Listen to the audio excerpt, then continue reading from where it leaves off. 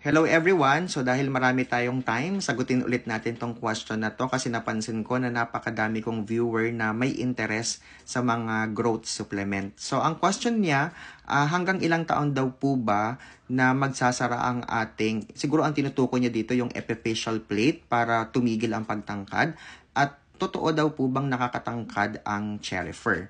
So ang sagot ko po dito, una munang question kung anong edad nagsasara. So, kapag sa babae po, usually 13 to 15 years old po. At kapag naman sa mga lalaki, 15 to 17 years old. Pero ito po ay maaaring iba-iba kasi yung ating stage ng development po, maaaring may mga iilan na 18 to 19 doon palang nagsasara ang kanilang epiphyseal plate. Pero ito po ang nabanggit ko pong edad ay average according to research.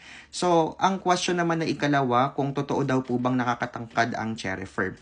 Tandaan po natin na ang pagtangkad ng isang tao, may dalawa po tayong factor na nakaka-influence sa pagtangkad. Ang una na po dito ay ang genetic factor. So, halimbawa, ang magulang naman natin ay hindi talaga katangkaran. So, malaking impluensya to sapagkat kung ano yung ating genetic trait na nakuha from our parents.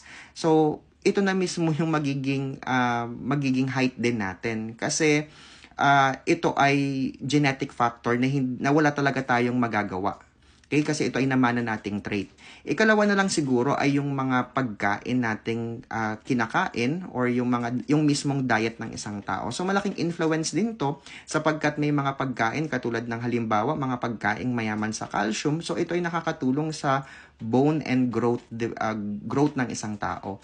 So ito ay maaaring makatulong sa isang tao para tumangkad din siya. So, ang cherry fur ay isang halimbawa ng food supplement. So, ibig sabihin, hindi po ito makukonsider na gamot.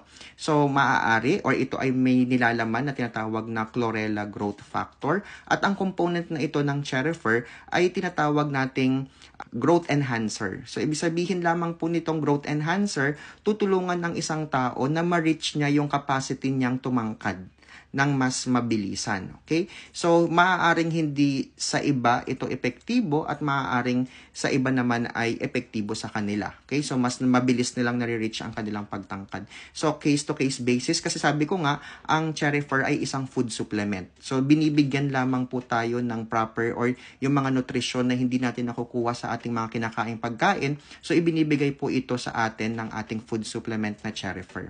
So, yun lamang po at maraming salamat po.